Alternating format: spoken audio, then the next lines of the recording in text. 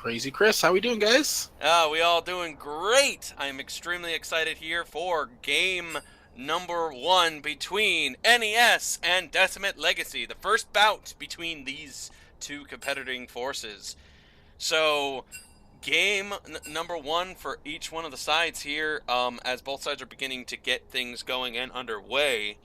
Um, you and we've casted for Decimate Legacy here. What is your opinion on them again?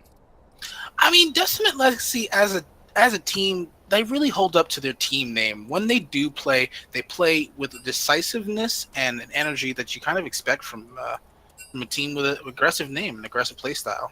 I like them a lot, and I'll be watching them carefully this game. Indeed, as we will be watching them very closely as well. A lot of big impact gameplay coming out of both sides here. Very interesting to watch. I'm very interested to see what NES has in store for Decimate Legacy. Seems like we have Just gave myself a refresh. I think everything's finally back in the right order here. Everyone's reorganizing themselves for the LCS order.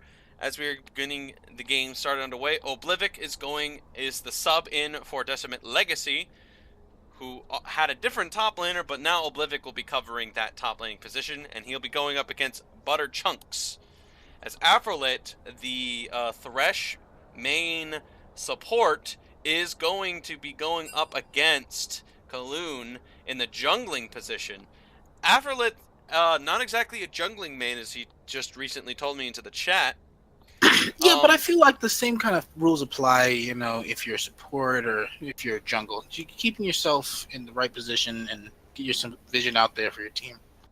True stuff here, as well as he's got a lot of awesome experiences in the whole of things. He's really good when it comes to being a pressure in team fights. So I do expect some continued work through his part. I think NES made the right call getting him on the team.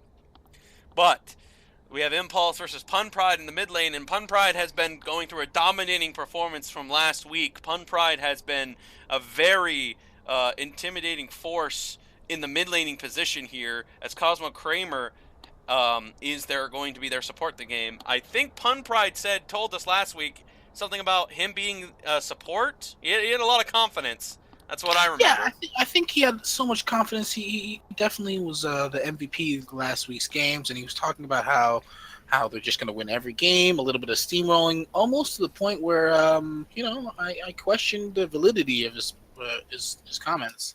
You know, you don't got to be that blind aggressively with it, but he True. did kick butt that game. And he did earn the MVP spot because of that.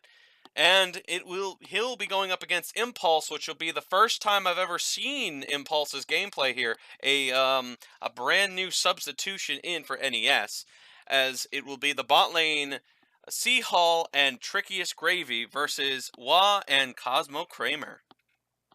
So before we even got started with anything, for context at home, ladies and gentlemen, I asked Wah to see if he was okay with with being called it, and yes, he was actually quite fine with me being called Wah. So I very much thank him for that reason. Anyway, so I NES is going shall to be taking endure. a few bans in here, ladies and gentlemen. So be aware of the fact that they will not be banning in some of these picks here. Yeah, could you explain to the people at home what exactly? I don't know. Never mind.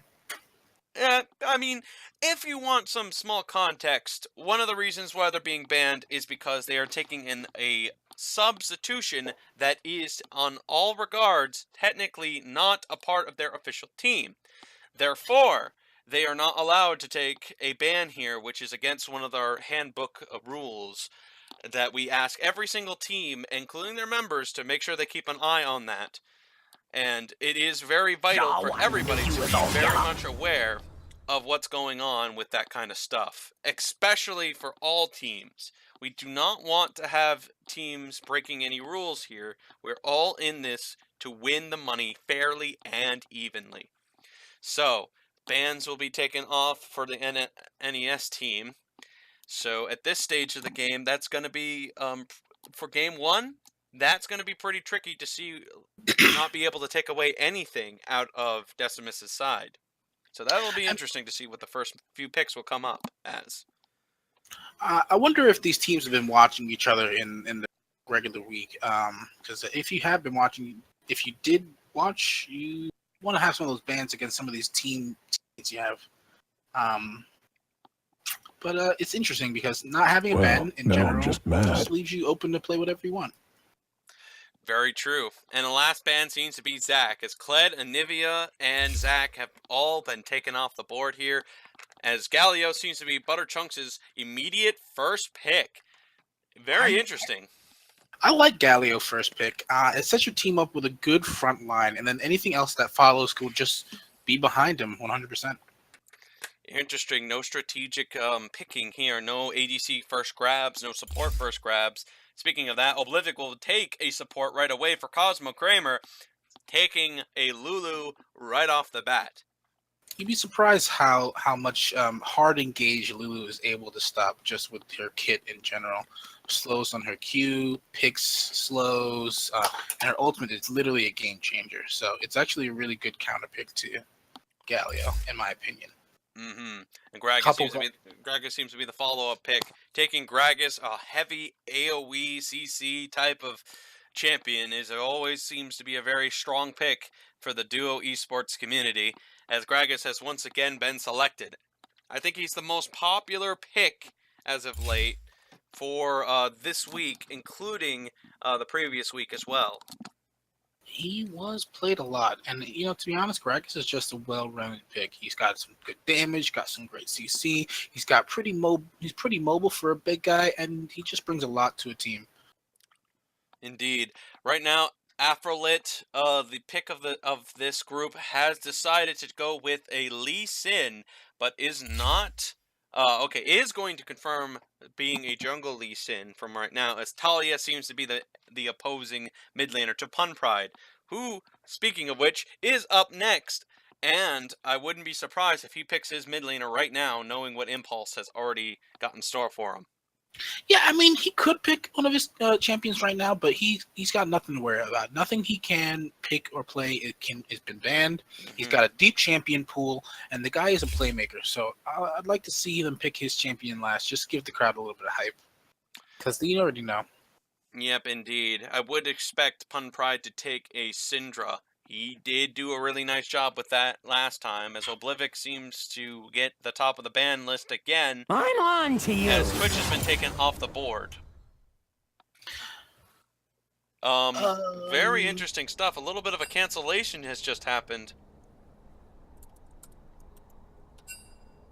Pun Pride seems to have left the lobby. A little bit of a small situation has just occurred. So apparently a bug splat has just happened to Pun Pride, so he has to restart the client. What a strange turn of events to have happen for this late night gameplay. Yeah, I mean, I feel like the game's already been pushed back so many times. It's odd that this happened, but hey, we all get bug splats. I know I had one in the ranked game the other day, and it caused me. I won that game, so it didn't cost me anything, but I did bug splat.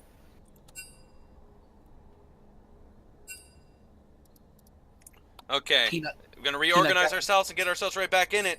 So with the ruling, ladies and gentlemen who are in the audience right now, we are going to do same bans and same picks. That's a part of the ruling as well. If it means that the games can get right to going quickly, so we don't sit here all night waiting for a game to happen, if you know what I'm saying. Yeah, we really... I've been waiting for this moment all day, literally. And I can't wait any longer. I just want to get into it. Same here. So not too surprising on the decisions here. Wait a second here. Are you looking at the same thing I'm looking at right now? At the same thing. Did Riot do something right for once? There are no bans on the top bar, but the champions are the same. We'll just go right into the second phase of banning, perhaps, and we'll just pretend like nothing ever happened. I detect the presence of scum. Okay, there we go. It looks like, yeah, they did fix the system. I did not realize that's how that works now. I knew you was all yellow. Okay. That's pretty good. Yeah, I didn't know that's how that works. That's actually kind of weird. They threw up a ban on this side, even though they weren't able to. I think it was Maybe a misclick or Right. I mean, I don't think I didn't even know this was a part of the system here. I hope someone at home can let us know about that, because I never knew anything about that. Or maybe we missed it in the patch notes there, Army. We should probably read those more. I guess I should probably read those more. Thank you very much for giving me the insight. Was not expecting that kind of stuff. I still am a little flabbergasted. Seems like Notorious is putting out some bans there. Indeed, it appears they've got a little bit of confusion going on here, as Well, now I'm just mad. they are just simply banning champions that they know nobody was playing on the previous side here. NES seems to be a little confused at the current time, but I think it doesn't seem to be too out of order, as it looks like finally things are starting to be repicked back into the same slots here. Strange stuff, very strange. No, we had a little bit of another issue here. Yeah. Looks like we're going to be another false start.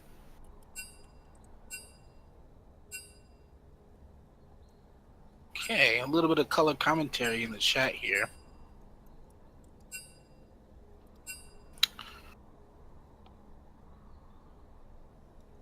Whoa, geez. Okay, we're gonna have to ask you. Maybe you want to go in there and mitigate some of this, and I might have to. I'll just hang out in here. Yeah, maybe I might have to just step in real quick. I'll be right back, ladies and gentlemen. Should be just a quick second here. Meanwhile, I will be back momentarily. So, hope it's going to be okay as we fix some small technical difficulties.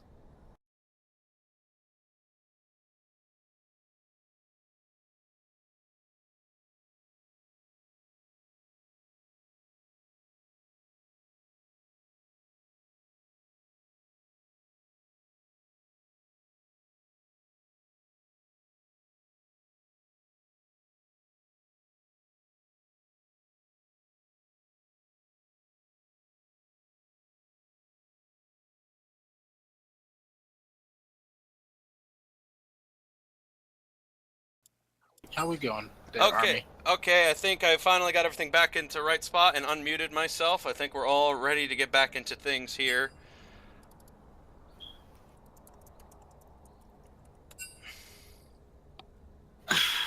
Okay.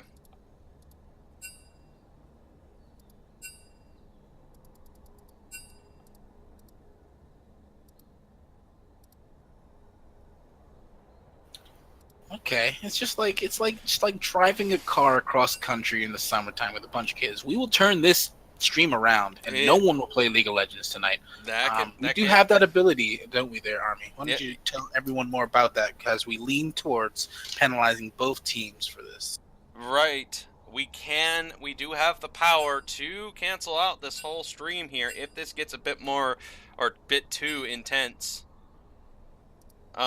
They need to get themselves back their 80 carry. Hopefully they can get their 80 carry back into the game quickly, as everybody kind of needs to reorganize themselves.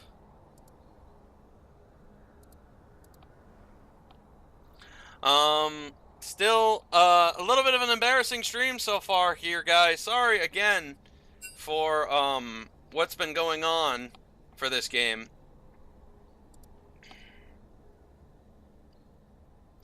Thank you very much, Crazy Chris, for giving them, for letting them, thankfully sort outs. Okay, so, NES, 2 bans, that's all. Okay.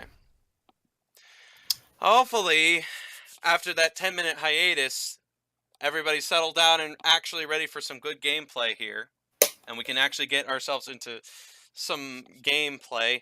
Really offsetting stuff. And right off the bat, Notorious. I shall endure. Okay, it looks like I want a turn. it looks like both sides are about in the right spot. I think. Oh, I knew you was all yellow. Yeah. I think we're all set. They just got to pick their champions now, and then we can get ourselves going. Yeah, exactly. I think you're right. It is a bit of a clown fiesta here for this later half of the game. It is a little unscheduled, but we do have the right to cast this kind of nothing, and they are not even aware of what's going on with what I just Well, told them. now I'm just mad. Okay, well, that's a bit... I think they misread what 2 bans meant. I think we'll just go on with it, and we'll see what the management have to say about it for next time these guys decide to play. Yeah, that sounds about right. So we'll get ourselves unstressed about it, as both teams must pick the same champions.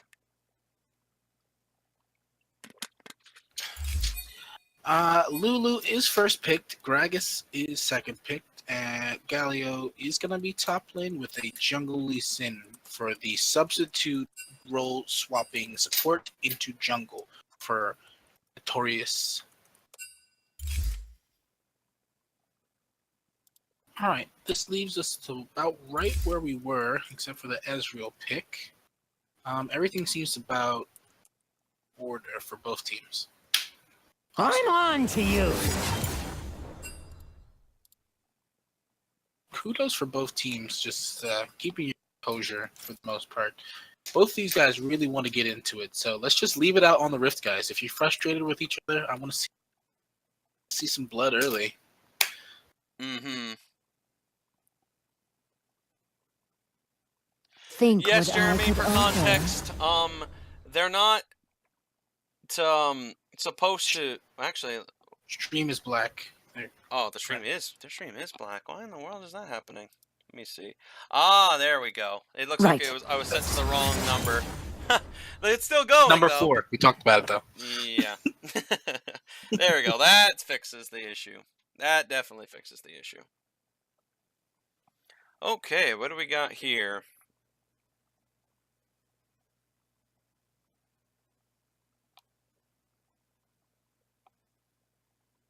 What do we have here? We have...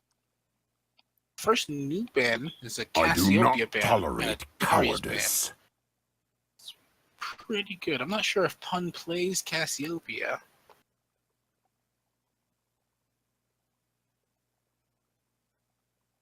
I'm actually not sure either if that Pun Pride is Ezreal mid, or are they allowed to pick off roles? Like, pick order? Yeah, they can pick different order. Right, Army? Whom I can't hear. Sorry. I'm just taking a look at what's going on in the chat. Okay. Oh, that's actually kind of interesting. Alright. I think I might have forgotten some rule context here. Oh boy. Okay, it looks like we might have to have a bit of a conversation later. A little bit more that we got to talk about with the management. I know something I got to address to the management as well as we enter into the later nights of this gameplay here. Sorry, I'm a little bit extra quiet here. I'm just kind of... No, it's okay. Let's just jump right back into it, though. We look at the picks that we have, and it looks like they did end up getting Pun Pride back on his signature Vel'Koz pick. It is going to be a bot lane Ezreal with a Lulu with a Fiora top for Decimate. Fiora top versus Galio. Lee Sin's Aphrolit against Gragas Kaloon. Impulse's Talia versus against Vel'Koz's Pun Pride, which Pun Pride did a very good job with Vel'Koz, I gotta admit. He was extremely accurate. I was expecting a Syndra, to be honest, but that is still a pretty solid one right there. Trickiest Gravy is Jinx, with Seahall supporting with Thresh. Wa is taking Ezreal with a Cosmo Kramer Lulu. I'm actually really excited. Finally, getting into the game. I've been preparing myself for casting this game all day, and I actually am excited to see Decimate Legacy to bout off with a new challenge for them. The last game I casted Decimate Legacy, and to my knowledge, they did pretty good. I was there. I saw them. Good. And now you get to see a little bit of other teams' action here, as you're going to be now watching against Notorious Esports and their picks into this matchup.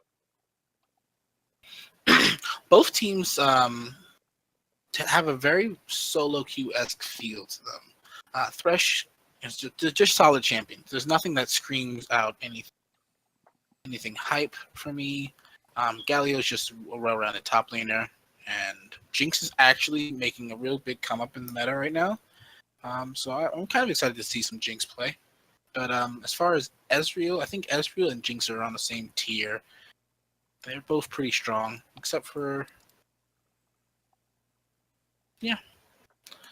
no standout picks for me. Nothing out of this world.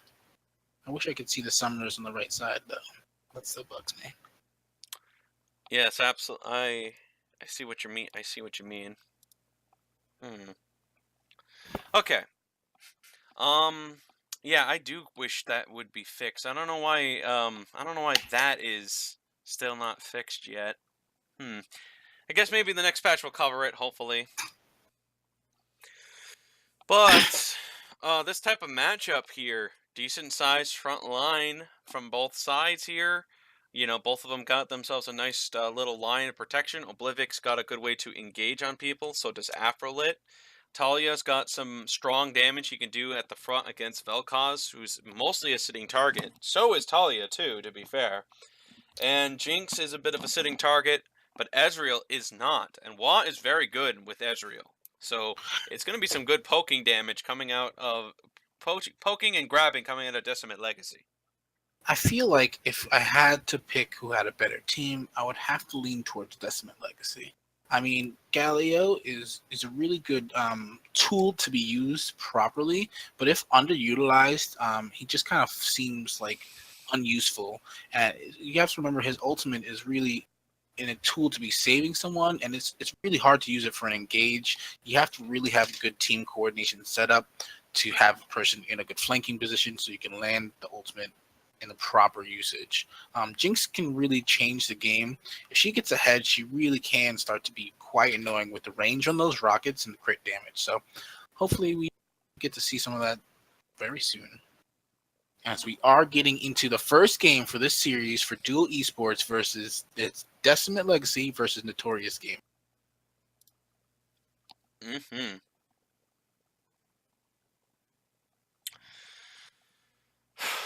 Okay. Hopefully that start, we can just put that start behind us, and we can get ourselves into some good action here. I think if people at home are wondering who to watch, I think they should keep their eye on Pun Pride on his signature Vel'Koz. He can't speak enough to how well he played last time in this last series. So if I were the Notorious Gaming, I would try and put him behind early. And with a nice early game jungler like Lee Sin, could be good. Taking in a very confident pick with Oblivic's decision to go Fiora, level 7 on that Fiora. And Ezreal, I don't remember having level 7 on Ezreal. I thought it was level 6 last time we checked. Maybe I might be wrong about that. That's the thing about having these games during the middle of the actual season. Like, people continue to play and they continue to get better. And 1 week you may have nothing, the next week you have a good counter pick to what you saw in last series.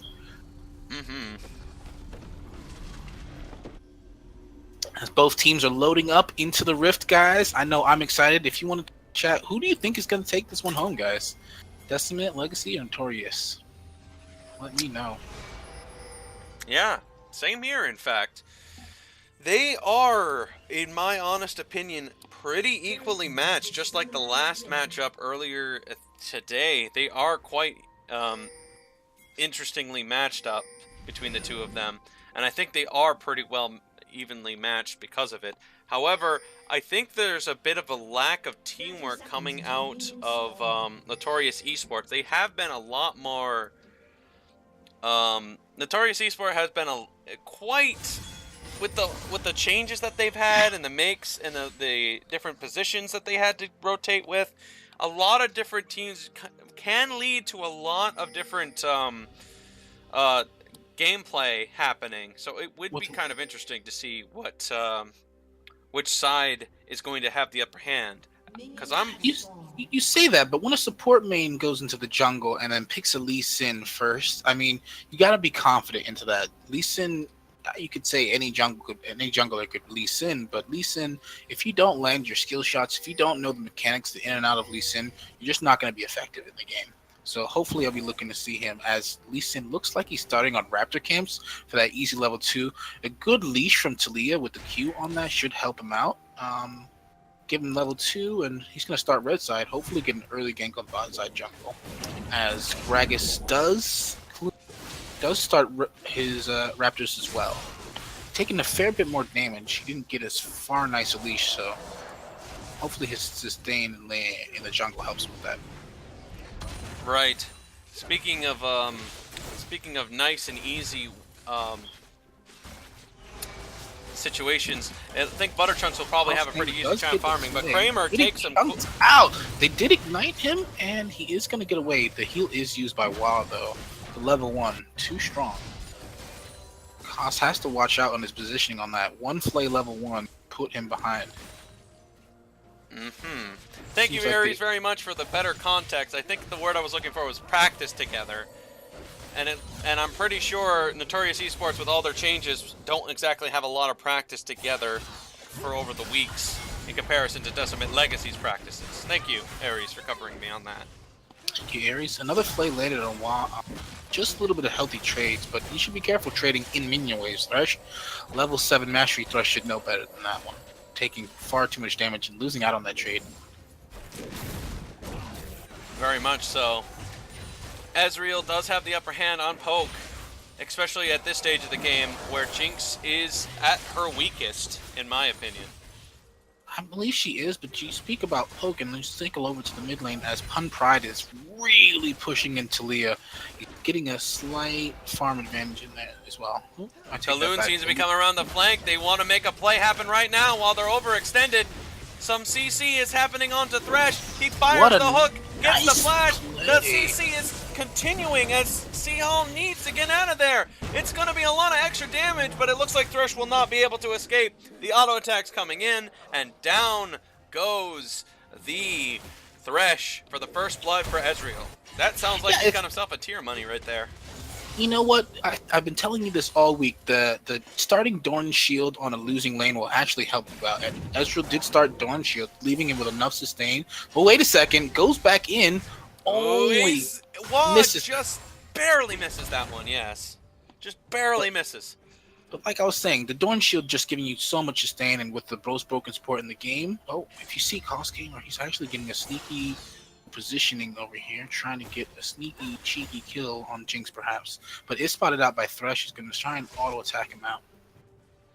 Gravy is pretty low, but Ezreal does not have the mana for this.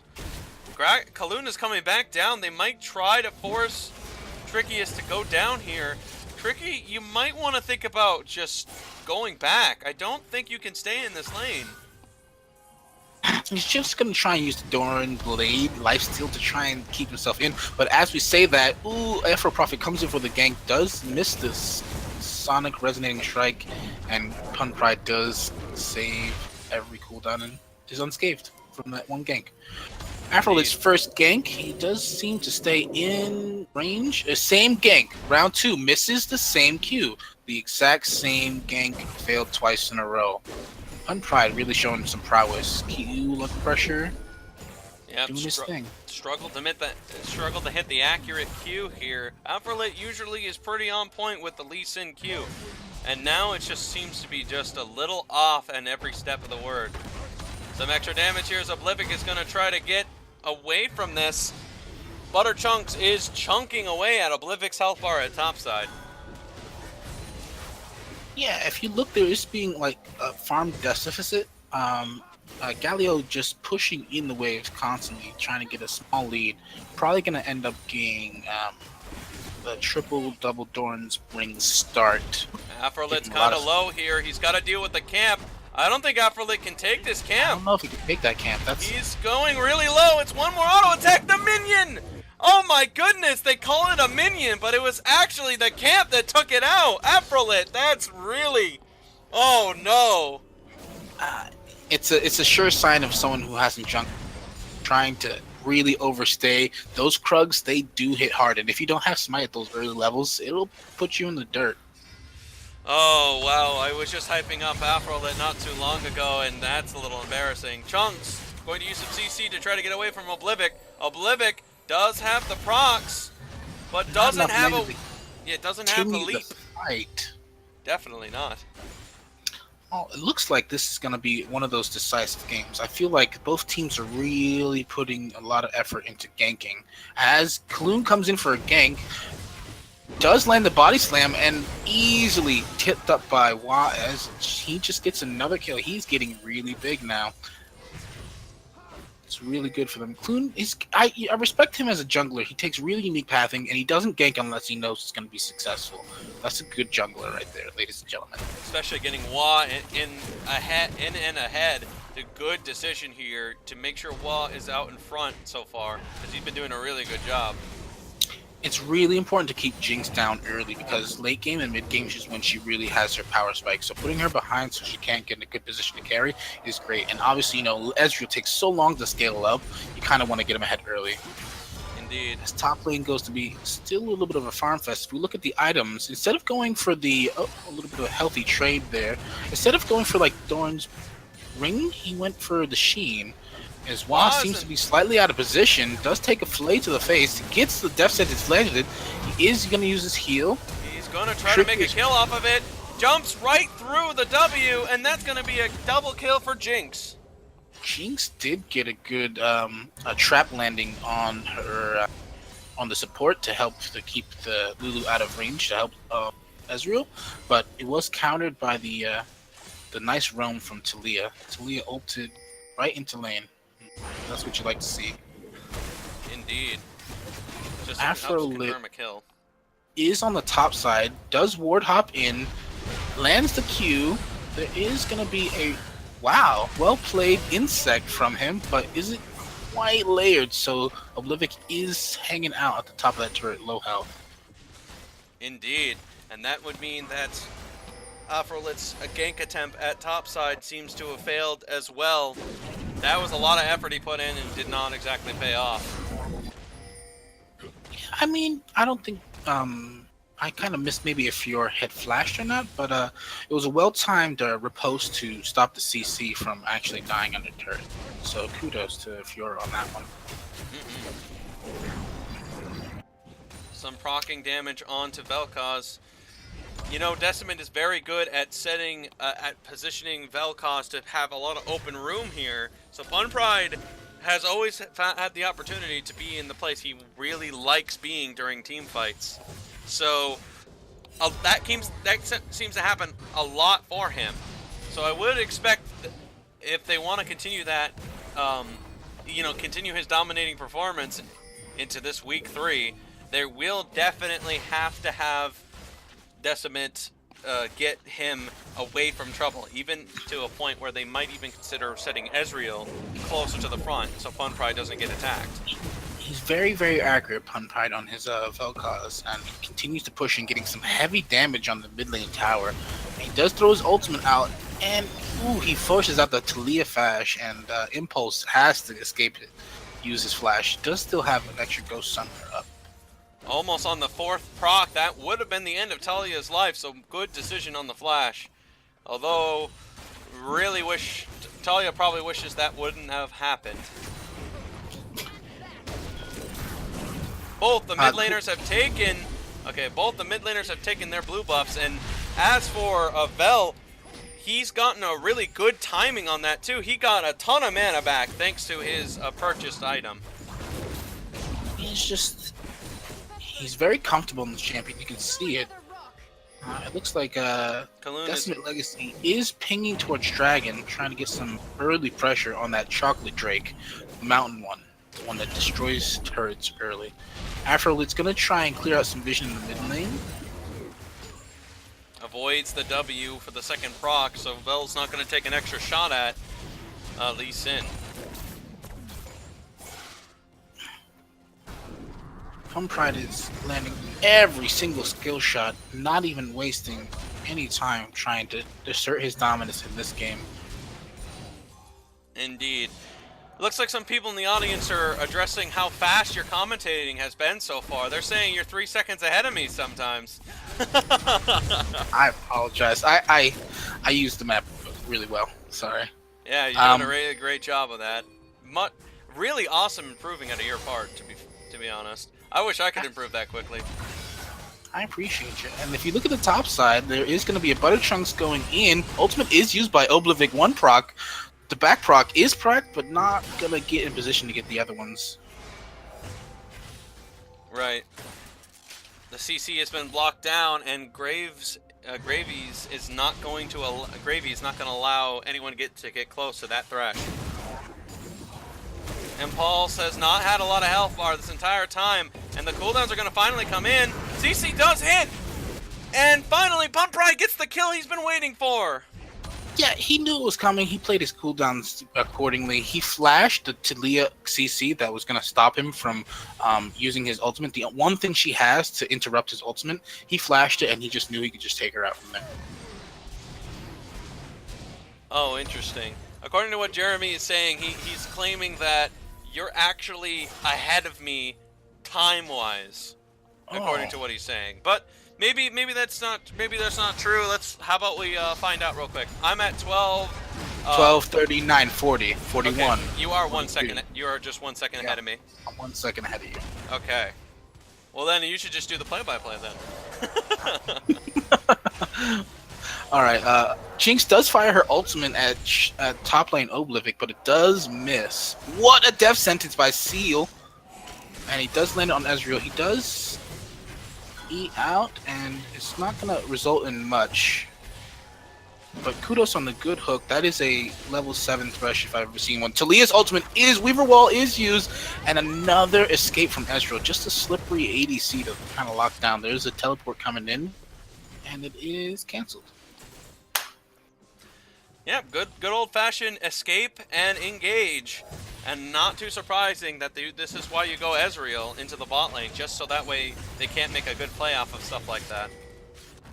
Ezreal's quite in the real nice position as of right now to do some really nice damage here and some nice engages. If you look at his items comparatively to Jinx, they're equally matched. Sheen does give him tons of mana.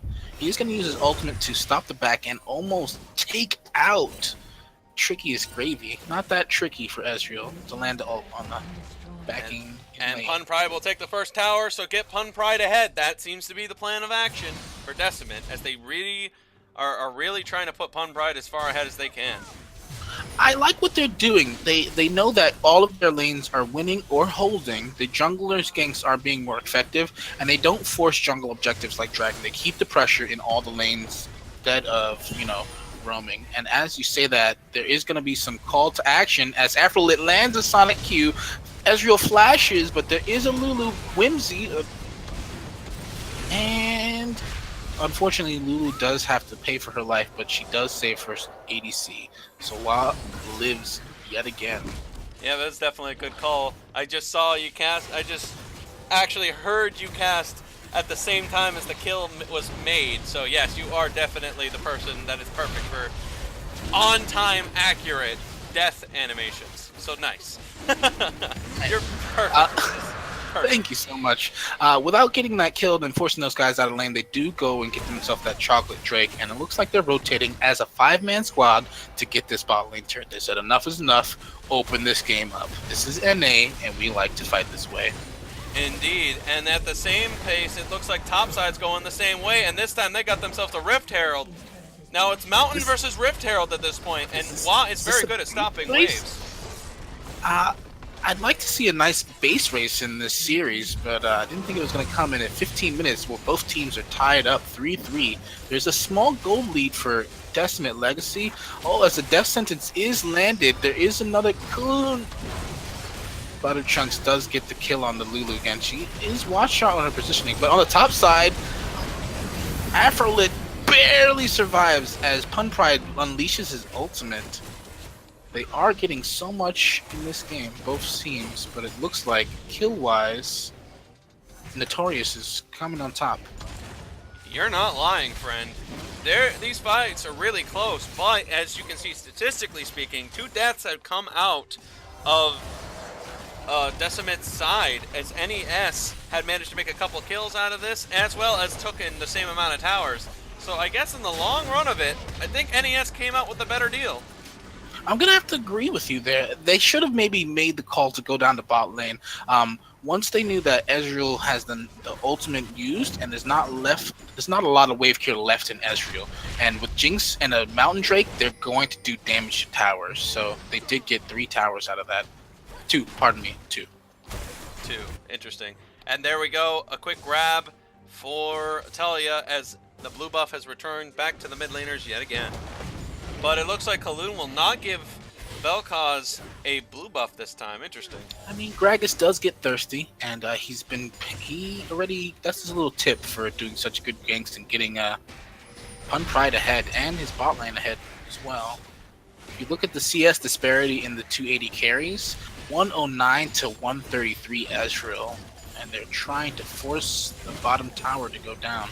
In fact, let's take a little look at the money amounts as of right now. The top laning money is only a small difference here, as Galio has only a mere 100 gold lead against the Fiora. A Weaver's Wall is used, Death Sentence does go wide, and the explosive cast is just a distraction as Afrolit lands a very nice kickback on both teams, knocking up Lulu and getting the kill secured for Jinx on... Wow. Boy, Afrolit went from 0 to hero in no time flat as he managed to get a good setup to take out the entire bot lane lickety-split. Yeah, I'm actually, I'm not 100% surprised, but you know, once you get warmed up on Lee Sin, you feel comfortable enough to try these flashy plays. And when you have Flash, the actual summoner ability, it makes it a little bit easier. Flash behind anybody, and as we say that, there is a quick engage from Clune as he does body slam Flash into a whole team. There is a shutdown for Oblivic taking out Jinx, and they're not done yet, ladies and gentlemen. His fight is continuing with Butterchunks trying to land a taunt onto that Fiora. Death Sentence land Filet back, but on the return, there is an Afrolit. Afrolit is doing everything he can on this Lee Sin, but it's just not enough as Decimate Legacy aces Notorious Gaming. A little bit of give and take there, but clearly Decimate Legacy comes out on top. Ezreal is going to use his ultimate just to keep the wave thinned out so they can force this tower down. Great job, purely out of Decimate's effort to keep Hun Pride standing. And that they have been very good at keeping their mid laner standing in this second week coming now. That's not a lot of damage, and Oblivic has just realized that his damage is not doing anything to that tower. A little bit of a thinking emoji or low emoji question mark. You can just wait for the minions. You have a Tiamat. You can push the wave fair enough, and you have 4-0 on Fiora. So you can just take your time and get your objective. That is really funny, though. The fact that Oblivic really thought he could push that without a minion wave, and to just realize that there's no way that Fiora is going to commit to that and has to leave now. Bit of a waste of time on Oblivic, who's been doing a really good job with catching so far. Yeah, it seems like both teams are sending their bot laners top to try and either farm or to push more objectives. Impulse is the first mid laner to roam topside, and they're trying to pressure topside turret. Seahall is trying to clear out some vision. A lot of sweepers going off and a lot of wards being used. Both teams really prioritizing vision. Right now, Seahall has missed the last one. Looks like the ward is going to remain there, and there's nothing Seahall can really do about that without an extra control ward. Seems like Notorious is backing off the top lane because they see that they're getting sandwiched and they're trying to group as 5. They're playing their group macro very well, better than most teams I've seen in this series and casted. Sonic is gonna land on Pun. Death Sentence landed on Gragas, but he's just gonna body slam away. He said, "I'm big, but I'm fast, but I'm out of here."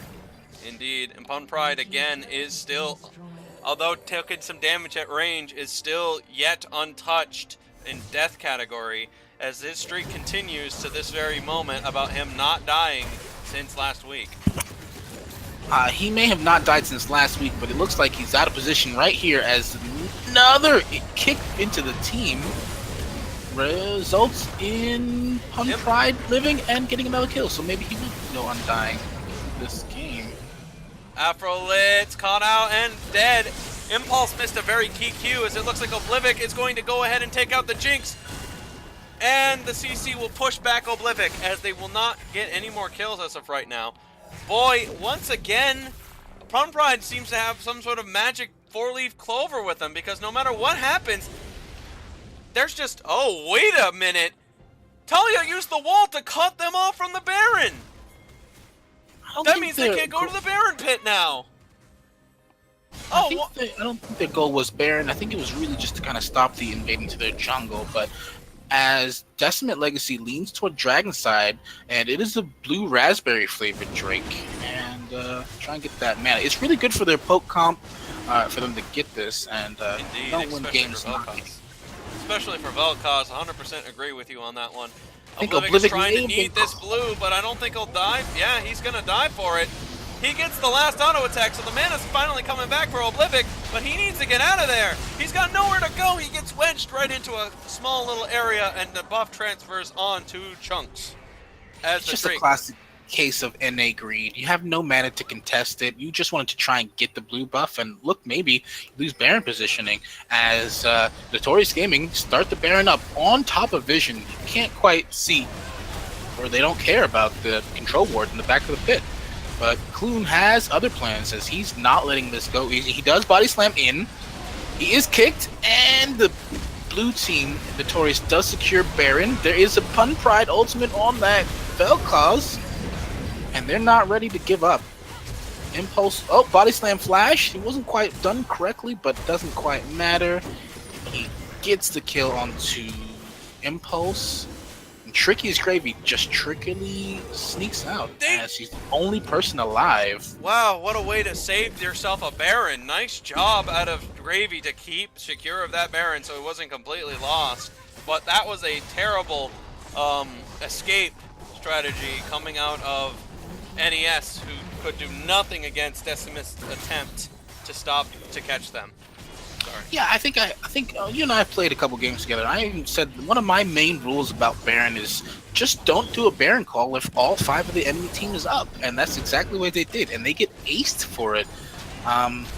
Excuse me, not aced. They paid for it with 4 members of their team. Now sieging into the mid lane here at this set period of time, as Kaloon is being marked by the Lee Sin. No engage yet. They're decided to back off. They don't want to give away their advantage quite yet. It's still really early into the game, and a lot of these things are questionable decisions for me.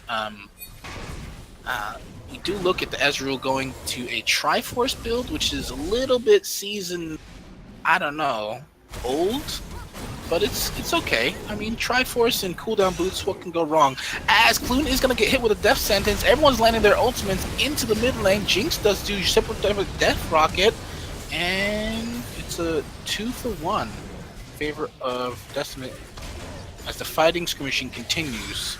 Trickiest is the only one with Baron, so she's staying in the mid lane trying to keep those empowered minions to get those guys off of their tower. Indeed. Okay, I think I might have fixed it, ladies and gentlemen. Sorry it was quiet for that whole way through. Jeremy's trying to give me a hand here, although I can't exactly see what he's trying to mention when he says you're like a second ahead. But I believe I've caught up, or at least slightly ahead of you now. So I think that there's should a pause. Maybe the pause will at the help same- both of us. Right, maybe we can get ourselves at the same time here. So I'm at 29.50. What are you? I'm at 25-29. Okay. You are, yeah, you've got to be quite ahead of me then. Let's see. I'm talking about game time. Right? Oh, yes. I am at 25.29 as well. And now I'm at 30. Okay. 25-32. Paused one more time. Okay. Let me see if I The can. game clock is what we're looking at. Yes, we are. Otherwise, I'd be you either are way ahead of me or I'm way ahead of you. Little bit of technical difficulties. I wouldn't blame us. I would blame Riot. If Riot has enough money to fix everything, and world hunger, but they keep making more skins. So we love you, Riot.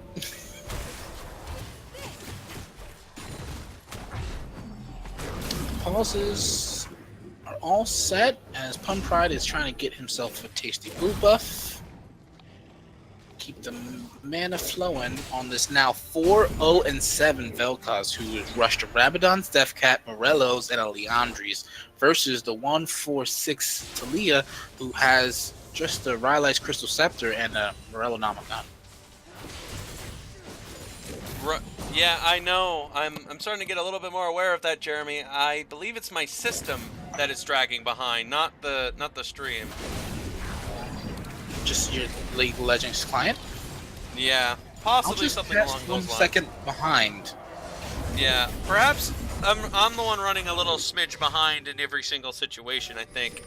But that being said, let's see if I can just speed up time maybe a little bit, get all caught up. That doesn't seem to be working anymore. Okay. Maybe there we go. I think we're fine again. A little bit of problems all over the place, haven't we? What a very problematic game here, but you're doing an incredible job rebounding our game so far. Well, another pause is going to come out. I'm not sure what this, unless this is your pauses. This is definitely not mine. I definitely did not pause this. Not sure why it's coming out, but we'll use this pause as an opportunity to check out the gold, the CS, and item builds. You're at 2707 for you? Correct. Okay. Interesting. Yeah, let's see if we can get ourselves better statistical numbers at gold at this time. Not too surprising, the 5-digit numbers have started to come out for Decimate Legacy. Their gold lead at 6,000 makes a lot of sense. Their mid laner, quite fed, quite ahead, as it looks like Jinx has just got into the 5-digit number just now. And yet again, another lag situation for me. It seems like weird stuff. It seems like the game seems to be getting a little ahead of me, and then I lag a little behind. Not sure what that's about, as Pun Pride is unstoppable, unleashing that ultimate again. Just a tip, ladies and gentlemen, that's all you need to get yourself ahead. Looks like a little bit of a mistake on my part. The camera got away from me there. Looks like I just missed that last play, as C Hall just got taken down. Thank you for the quick commentary on that. There we go. I think everything's finally back in the right spot. They continue in mid lane as Clune just body blocking, taking up so much damage, and as you're letting so much damage on the tower, it's going down. Their focus does seem to be the inhibitor, but are they gonna play it smart and back up? Talia, not enough poke is being landed on Notorious Gaming from the disappointing actions of the Talia pick, and not really sure what they're gonna do to come back into this game. They have the tools with the Thresh pick, and to make I think if they lean on their bot lane, they may make something out of this. But Chocolate Drake number 2 is being taken by Decimate Legacy, easily taken, no contest. Indeed. And as well as they're seem to be getting slightly out-rotated, as once again I keep having pauses happen in the game and then you get ahead of me is what keeps happening. I'm trying to make sure I catch right up to you so you don't get too far ahead of me, you know? There we go. I think I'm back to the right spot again. It's not really you, it's just me. For some reason, this computer seems to be sluggish behind in comparison to your commentating. You're definitely... It's not the Twitch. It's coming directly from my computer. It's actually my computer recording the game from Twitch. So it's not Twitch that's lagging behind. It's actually my physical computer that's lagging behind.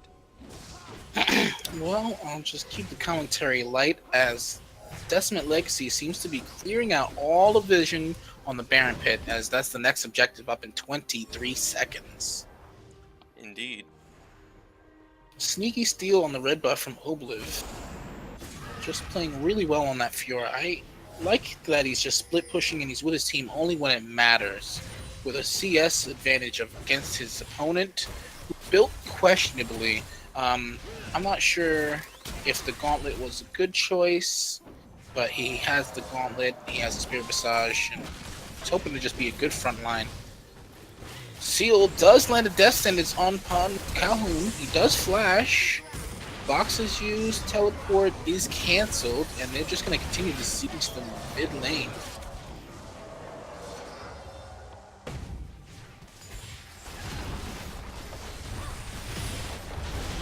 Ezreal's ult is used, trying to clear out these minions, and Butterchunks is going to teleport bot lane to answer the Oblivic split push, who decided to turn on the gas and fight Butterchunks. Ultimate used, and a flash to save his life. Butterchunks had to flash or else he was just going to get bodied by Fiora.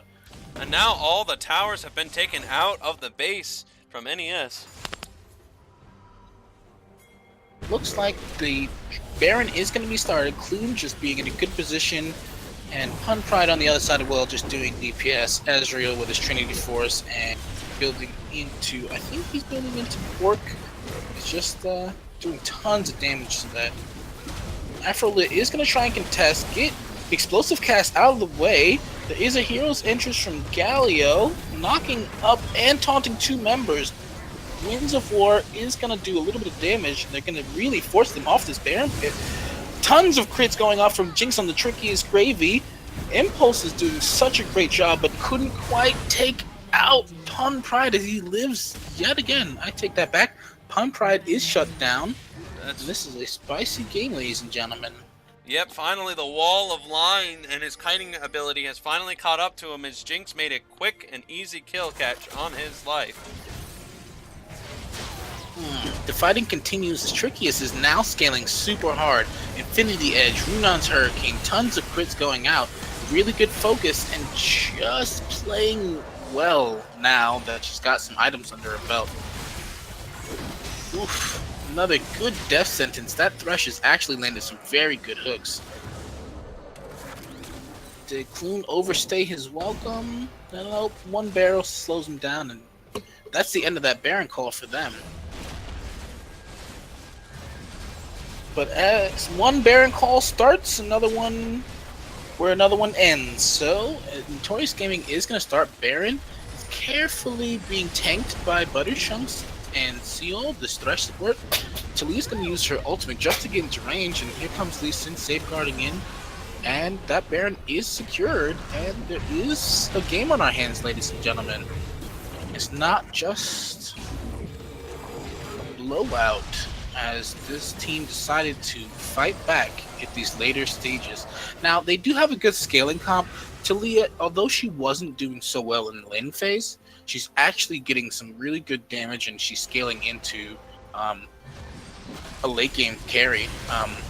She does have that Rabadon's Death Cat, and her farm is now getting closer to catching up to Pun Pride, but really she's just playing better. That they really want to win this game, trying to make this a series to remember. They're sieging mid lane now. Jinx with one Mountain Drake on Jinx, and Baron buff is just gonna melt that turret. Yep, NES is not ready to give up this game quite yet. The Baron very much confirms that they are willing to make another long-lasting matchup. They're not out of the woods yet, even with all their tower, even with everything exposed, they're not out of the woods yet. And they're setting up a team fight at topside. It looks like maybe that race is exactly the thing that they're gonna go for. Impulse is starting to back right away. As they grab themselves a quick tower at topside, they're all backing as they just realized that their opponents are starting to move towards their base. They immediately all back off after they take the first tower at topside. Well, taking that topside tower is just a cherry on the top to actually really help them get closer in gold. And the gold disparity now is about 3,000, as it was maybe 6,000 difference before. So they're really trying to make this Baron count as they're going to try and contest the second Chocolate Drake of the third Mountain Drake of this game, and it would be their second Mountain Drake. If they do get it, that is. As right now they're moving on over top of it. They're in good position. Jinx is doing tons of damage, and Clune is just not in a position to contest it. Not sure why the Weaver's wall was used. He didn't get a flank off of it. He just kind of threw a wall.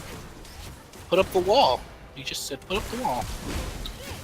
Loon engaged with some CC. Impulse is now forced right into the middle of the fight. Punfry gets hit. Afrolit, does he fire an get his ultimate? kick off. He does fire it, but there isn't enough going on for him to do anything. Wah is in the good position to carry this team fight, and boy does he. He bops off with a good double kill, and they're just mechanically not played well on the NES team. They should have taken out the dragon and maybe not forced it, but Leeson went for a very spicy insect on like 3 members, and he just got justice punched in the face. Didn't do anything after that. And down goes NES with all that momentum. They thought they had a big turn, but now they're going to lose a lot of inhibitors. They might lose all 3 of them as they're moving into position here. The mid inhibitor does go down, and it looks like they're sieging all 3 at once. As Oblivic easily takes the top inhibitor with a little help from Koss Kramer, and Clune and Pun Pride are going to take the 3rd bottom one. With 3 inhibitors down, you get those super minions in every wave. It's really hard to come back from. As another spicy engagement, Clune lands the body slam on the Afro lid, and they really just want to put this game 1 in their back pockets, not letting. Yeah, that does seem like what's going to happen here in a few short moments. We've known Decimate to, once they get a window of opportunity and they see a way for them to win, they'll just win. They'll just try and win. An aggressive E-in from WoW just to try and get some heavy poke. I mean, hopefully.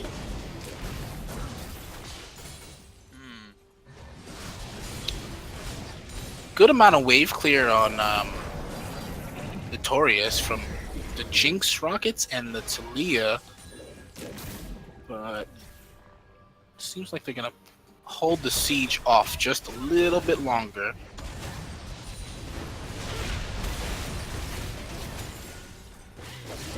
They are really fighting for this one, but maybe there has to make a play. A flash engage from the Galio doesn't quite land the taunt, and he's leaving his backline undefended. They are fighting. The ult works this time, but it looks like Pun Pride is still alive. Finally gets the ultimate to come out here. Jinx is getting some auto attacks in, but does die to the Pun Pride damage. It looks like at this point, Decimate is about ready to close out. Thresh goes down. Impulse is finally dropped. And finally, the quadra kill for the Ezreal will cause the game to be aced. And that will be a victory for Decimate Legacy, as they have won Game 1. Wow, it was a decisive win when they decided to win, and that's what I like to see from Decimate Legacy. Something they're known to do, and congratulations to them. Ezreal did pop off there. Right. Okay. Well, some difference, some things that got to be changed in a little while. I do need to refresh the stream, but I don't know if those competitors want to stop playing. I think they want to keep the rush going, so we'll ask them in a moment. But I believe you've got I've been hearing a lot of very interesting names you've been giving a lot of these objectives. You know, the blueberry drake, the chocolate drakes. You know, I gotta ask you, like, what are you gonna call the MVP? Do you have anything in mind? Yeah, I was actually thinking that maybe we don't call it the MVP as much as you know, like MVP implies, I don't know, there's a certain connotation when you say most valuable player. I think that instead of you saying the value of the player, there should be a player of the game, perhaps. One player that stood out and did something, that extra mile that other players didn't do that game. So what do you have in mind? Well, as this game, let me just hit this continue button, pardon me. Clearly, on Decimate Legacy, the victors of this game, Pun Pride did an exceptional job with a score of 8, 1, and 16. So I would say he's the most valuable player, but I think the player of the game would have to go to Ezreal, who did such an exceptional job playing the early game, getting first blood, and actually ending the game with a quadra kill. But that's just a difference of opinion there. Most valuable player and player of the game. Okay, so let's go with player of the game then. Let's give player of the game idea a shot. So the player of this game one, what do you think deserves that spot? Do you think Pun Pride has got it, or do you think Wah has secured it? I think Wah has done the necessary deed of that quadra kill to earn the shifting point to get the player of this game. I'm gonna have to agree with you there, Army. I feel like player of the game go to Wah for great positioning, really well timed farming. He played defensively when he needed to, and he played aggressively when he wanted to, and that's a good sign of a good ADC. Ended up with a score of 13-3-7, and let's check these damage charts really quickly. Very abysmal warding coming out of Jinx's ability. Only a mere 3 wards placed. That is a very, very poor amount of warding coming out of the AD carry. I do hope some improvement in the future, because a mere 3 wards placed for an AD carry is a very, very lackluster one. In a 40-minute game, 3 wards, I'm going to have to say that's quite disappointing. You're going to have to see some improvement coming out of Jinx in the next attempt at the game here. I'm excited to see what comes next. How do both teams decide to change? Now that I don't think that Notorious is being penalized this next game with any bans, so they do have full ban ability. So hopefully they make a better choice in the pick and ban phase.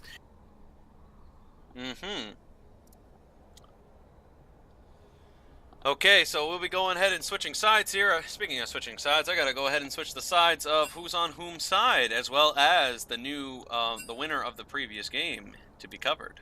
Here we go. Here, Decimate Legacy has won Game 1, and they will continue if they manage to if they can continue their streak. They will continue their streak, and I can't wait to hear their victory music, whatever it may be. Yeah, the victory music being a new thing here. Indeed. It to me, as a simple man, I enjoy simple things. You know, so getting your little cherry on top for your victory, it helps. I enjoy it. I think it's a good thing, a good component. But I just feel like there's a chance for some trolly music being slipped in, and I'm not a fan of that. No way. Trolling music? Why would anyone ever troll with their victory music? It's a celebration. A cherry, as you said. You can't pick troll music with cherries. Who would do such a thing? Of course. This has already happened, and yes, you're absolutely right. But hey, if you want to celebrate to some weird music, you're allowed to celebrate. That's my motto. As long as you get motivated off of it. Yeah, I'd like to see, a big, well, since the series I was leaning towards a certain team, I'd like to see more fight out of Notorious Gaming. And obviously ban out that Vel'Koz, guys. Like, it's real simple. I've seen him play the Vel'Koz a couple of times. If I were you, I would ban Vel'Koz, so... ban Vel'Koz. Please. Okay, yeah, Vel'Koz seems to be a main forced confidence with Pun Pride. It's quite obvious. Pun Pride's specialty seems to come directly from Vel'Koz. His streak is coming from Vel'Koz as well. His confidence, too. So maybe taking that away and forcing him to play some other mid laner might be a way for Impulse to get the upper hand in this next matchup. Oh yeah, looks we should probably get you into the lobby, I fear. I was waiting for my invite, friend. Hi. Well, let's see if we can get you in there, buddy. Don't want to have you behind. Okay. Let me see if I can get you in here. Oh. We just need to get one more person into the spectator lobby, and then we can get you, my friend. Okay, let's see.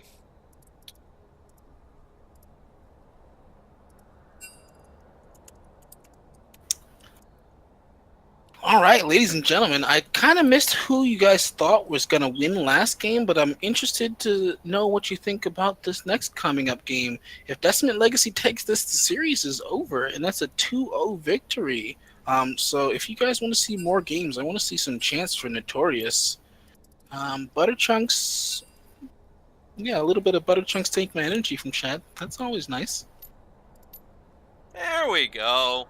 I think that will let you have the room to come right on in. Thanks to the people at home. Sorry, thanks to the people in the lobby giving me a hand there. There you are. You're already into the thing. Now we can finally get our game underway. I just realized my computer's a little overheated. That's probably why that those games were so skippy, is because my laptop was quite overheated. This room is quite hot right now. I should probably turn on my air conditioner, in fact. But I get back to the point at hand here. Welcome back, Crazy Chris. You have been really good so far. You've been like making this a lot more entertaining for me. And I I'm like your just casting. trying to do my part, and like I said to you, but I will try and get better every opportunity I get. This is only my very second time casting for you guys, or casting ever, so I'm learning and practicing as I do it in front of your eyes, guys.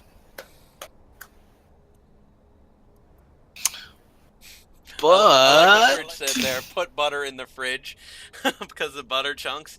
He's got a little meme going on thanks to Fred Frederson. Put blank in the fridge. Yeah, back to the gameplay at hand here. I think we're finally all set. Are you ready to go? I'm super ready to go. I'm excited, and I think the teams are both ready to go. Yep. Hopefully that Afrolit doesn't have the same weird kick problem that happened. I mean, kudos to Afrolit from going from support to jungle. His first couple early ganks were a little bit forced. I mean, when you're Lee Sin and you're trying to do, you want to get your team ahead early, and with an early jungler like that, you have to try and force it a little bit. But he tried the same gank twice, and that's kind of, I'm glad he didn't let that get inside of his head. He doing the same gank twice and it not working out both times.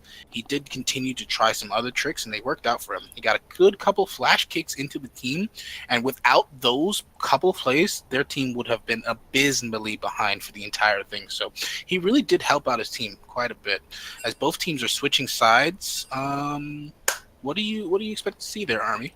Different lanes mean different approach of combat, means different viewing pleasures. As you can see that you don't have to look down left, you can now look up right if you have a lock screen like I do. You don't play lock screen, Army. Don't tell me that. You'd be very surprised. Don't tell me that, Army. Yeah, as you know, being able to see more of the map is always the way to go. So So all sides can ban now. Everybody's ban free, ready to go for these type of matchups. They don't have to hinder themselves on either side. Everybody can ban as many as they want and as much as they like, within the 5, of course. yeah, you see a return ban on Clegg for Decimate Legacy, and a Fiora ban from Notorious, and that's a good one. Take Obliv off of that carry. He did do so much work split pushing and really doing some great dueling versus the jungler in the top lane whenever he got the chance. Grounded. And Talia has been taken off as well. Don't want to give Impulse that opportunity to have that mid laner again, but I think Impulse has got the same ban coming towards Pun Pride. We can definitely see Vel'Koz being taken off next, as everyone in the audience would not be surprised at Vel finally being banned for the first time against Pun Pride. Well, to be honest, we all saw it coming. And I think even Pun himself saw it coming. You can't do that one lone champion in this league and continue to play it uncontested. So I'm glad that they did ban it, but I'm interested to see what he has left because I feel like Pun's got a couple things left in there under his sleeves for this I next game. recommend skipping. A Lulu ban is taken out, which was a good pick. If we go back to the Talia ban, although Talia didn't do so great in lane, the roaming plays and the potential of the pick was still a threat, and I think it was a good call to take it off. The Weaver's Wall cutting off the ADC in the bot lane and making it difficult to contest objectives is one of the main reasons to take that champion out. Good wave clear, and I take back what I said about Talia. Talia, I might have to pick that champion up. And Karma seems to be the first take for Cosmo Kramer, or possibly Pun Pride. After all, Pun Pride really does like hitting with the one shot, press one button type of style with a good range. Maybe Karma might be the replacement for Pun Pride. We should keep that as a option here. Butterchunk seems to really like that Galio, wants to possibly sit on it again, and will most likely do so, as Galio has been confirmed. Yeah, he did actually make a couple of good plays, but like I said, if you don't utilize the Galio properly, he kind of doesn't. You don't see his potential and his full worth. So hopefully they make a good, a little bit of a trolley hover on Teemo. A little bit of a trolley hover again has been used in hover. Saturday yet again. Aphrolit has used Teemo before, but decides to switch to Gragas. Teemo jungle, very rare sight. Was expecting some interesting little bits here and there, but I'm getting a little bit more aware. Every time somebody fishes out that Teemo, I always bite on it. I'm actually a big fan of Teemo support. Teemo jungle. Teemo in general is just a fun champion to watch and to cast. I know. I do appreciate Aphrolit taking away the Gragas from Clune. Zach has been picked for Kaloon. Zach was available. Interesting. It's just kind of a mishap that they didn't ban Zach, and it's a really good take away. Zach is just so powerful, engaged from such a long distance, and I can't actually wait to cast the Zach game. Such a good champion. Great jungle presence. Pun Pride has secured the bot lane picks, so that kind of leaves out the big question here. You're Pun Pride. Your best champion has just been taken away from you. What do you do next? Well, hopefully, with him being MVP in his MVP speech last time, he spoke so confidently about how they're going to win and be undefeated. I would hope to say that that wouldn't be your best champion. I don't want to see your best champion being banned out right away with that kind of mentality. Any champion could be your best champion if you talk like a winner like that. Looks like they're gonna get Twitch for the enemy AD carry. Twitch is really interesting in the team comp that they have so far. With a huge beefy front line in Gragas and Galio, the sneaky Twitch can make some spicy things happen in the later stages of the game. Right, and Shen has been taken away as well. They haven't officially picked themselves a top lane, or have they? We have seen Hamcam taken Zach in the top side and been insanely dominant from every point into the game. There's always another wave. Perhaps he might be inspiring Oblivic to try the same thing. That's still a possibility, as Nami has been taken off the board for Seahall. Who Seahall actually I've played with before, does like playing Nami, but is more of a different type of support, as Orianna has been also taken off the board as well, the final pick being Orianna. That means I suggest Pun Pride probably go for Syndra here. I think if you're Seahall, you did get yourself nice and warmed up on Thresh. I'd like to see you get back on Thresh, because Ashe being in a mobile ADC is really easy to kind of punish poor positioning on. And I've seen Wa play Ashe, and she's got a good Ashe, but does suffer from the rare mishaps of the misplay. Victor is locked in on the... That must be Impulse's pick, but what does Pun Pride ask one of these other opponents? Like, what does he ask his team to have here? Wa already got the bot lane pick. They need to pick a top laner or a mid laner at this point. So what do they take? Leaving their solo lanes open like this, it gives them the ability to counterpick everything. Tree versus Stone. Malachi has been taken, as Cosmo Kramer is the last pick for Pun Pride. Pun Pride, what do you got in store for us, man? What is your mid laning pick? because we are dyingly curious. The whole audience wants to know, now that your champion is gone, what is next for you? Decides to go with the Malzahar. That is something, I didn't want to call it, but I could have called it. Malzahar is so strong right now. He just got a couple good buffs this patch, and he's actually one of my favorite mid laners and just a solid champion. Again, with the similar press R style that you had mentioned. I'm hoping that they do. But hold on a second. No, there is some trading going on. Okie dokie. Okay, it looks like Galio versus Malachi, Oblivix, and Butterchunks are going at it. Tank versus tank this time around. It looks like Zac and Gragas are the junglers in this matchup. Malzahar versus Victor. Interesting little setup here. Victor's very good at long-range poke, as well as continuous engaging. Also can punish Malzahar by forcing CC on him to interrupt his own little ultimate combination. Wa is taking Ashe, and Cosmo Kramer taking Karma versus the trickiest Gravy, Twitch, and Thresh bot lane, the two T's. It'd be interesting to see. On paper, the bot lane should be won by Wa and Ashe. Just because early game, Twitch doesn't offer too much, and with not that much damage early, Thresh doesn't really want to take every single death sentence land and going in for those trades because there is shields to get through and the slow trying to get out of those trades. So on paper, I'm gonna have to say that the Wa and Cosmo Kramer bot lane should do really well. Indeed, most certainly. I believe you're right. I believe it should do pretty darn well. Although I think with Decimate's approach here, they definitely want to make some catches. They have themselves a clear peel the Ashe comp going right now. They have a protect the Wa comp, which does give Wall the opportunity for getting another, possibly the player of the series here. He might be able to be the guy that gets the player of the series, depending on how well Punpide plays this exactly. Now, Yeah, it's clear Wa is now in a position of protect the Ashe kind of comp. So they're investing all of their savings into Wa. So Wa is in the position right now to get the player of the series, clearly. But in the same breath, they've got themselves a heck of a front line too, and Victor's a heavy burster, and so is Twitch, who can cut right through people. There's a deceptive amount of CC on the Notorious team. With Galio abilities that can be layered well with Gragas abilities, there's just a lot of synergy in there. Such a really good front line for Twitch to really pop off mid to late game.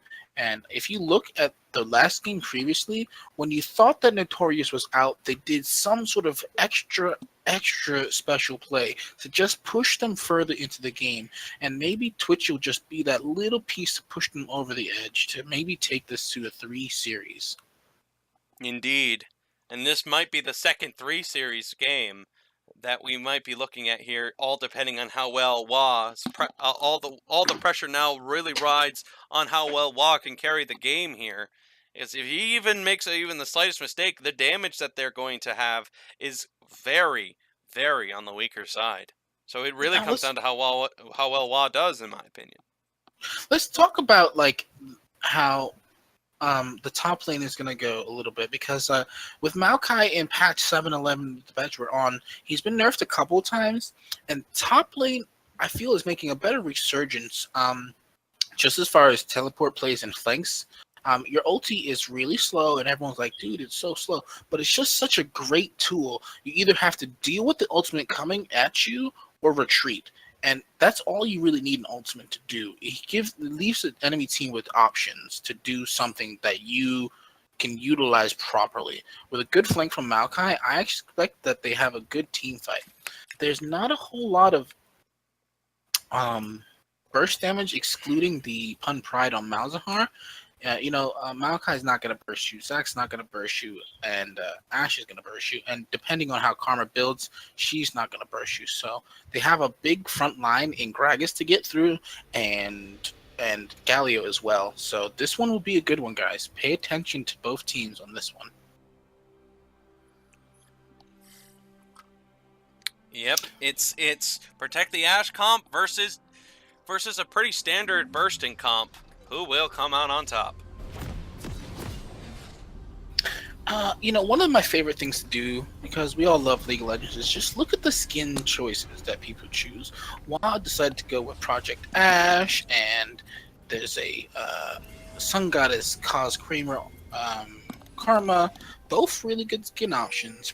What do you think about the skins on the enemy team? I keep saying enemy team. But, yeah, and Notorious. Guys, I like skins. Part of the game that I enjoy.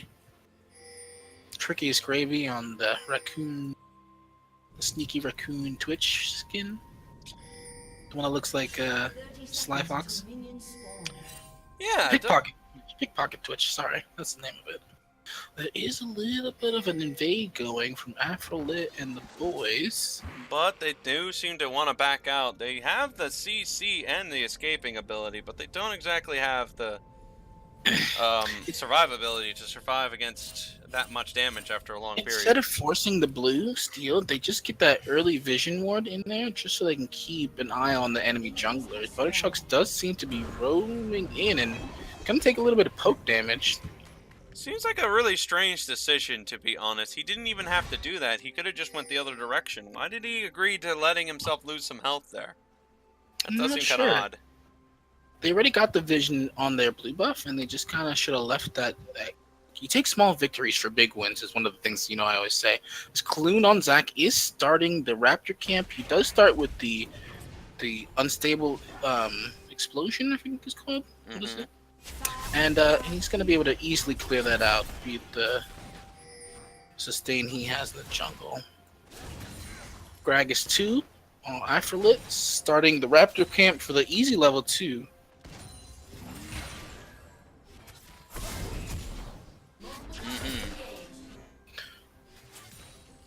Are we on the same sync this time around? Yeah, I think so. Alright. Just a classic game of bot lane farming and poking until the fight breaks out with 5 members on 5 members. As always, especially between these two guys, they do not seem to like split pushing whatsoever. So it definitely seems to be the case for sure. Pun Pride getting a good trade, putting the Malefic Visions on Victor. It looks like I can tell already, playing a lot of Malzahar myself, that Pun Pride is well versed on this Malzahar, and I should expect to see some really good things out of that guy today. You have yourself a Zac as your jungler. It seems like a gank is just the next stage of the strategy. You know what I'm saying? All you have to do is just like hold him down. Zac beats him up with some CC, and then pop goes the Victor. You know what I mean? I think that's just what it is. I think that's the type of setup. I like that kind of setup. It's really easy to gank when you press the R and you're suppressed. As Kloon is cycling around on the opposite side, trying to get a Spicy, does land onto Impulse, gets another Q landing on the minion, just gets enough CC. No flash or summoners used, but tons of good damage used. And I'll call that a successful gank still. Does make him lose quite a lot of health bar. Seahall misses the shot, and Wah gets some good trading damage back. As it looks like this seems to be the same bot lane as it was last time, where Decimate seemed to have a little bit of struggle, but then came out on top in these trades. Tons of trades on both sides of the field. Seeing a small CS advantage go towards Twitch in the bot lane. Both AD carries opting into Doran Shield, and I've been talking about Doran Shield all week. And just a solid item. Both junglers on the bottom side of the map prioritizing bot lane power and pressure, leaving top on their islands. And the first Drake is gonna be Red Drake. which if you had that, It was I a liked game, it was definitely a game decider in the game between Guardian Gaming and ESG Gaming. So this is a good way to make a game decider here in these two matchups. Although in the Guardian Gaming one, that was a one-to-one, looks like there's game gonna to be one something game. going on down in the bot lane. A sneaky Lantern in for Death Sentence landed. There's a lot of things going on. Zac landing CC onto the trickiest gravy. Ash in melee form getting first blood with Karma flashing out. Afrolit, there's a flash flay. There's flashes going on. And it's a 1-for-1. ADC is going down, but Afrolit getting bopped. Yep. Seems like I am. I am dragging really far behind. Like you were Really? casting it fine, but it definitely seems to be consistently dragging behind here, and I don't know why. I think I might have to make an emergency fix of this. Yeah, it appears that the audience is not even liking this at all. I think I'm gonna have to make some emergency fixes right now. I'll have to be right back here. Don't go anywhere, ladies and gentlemen. I gotta fix this problem. Seems to be a consistent thing. I'll fix it right now.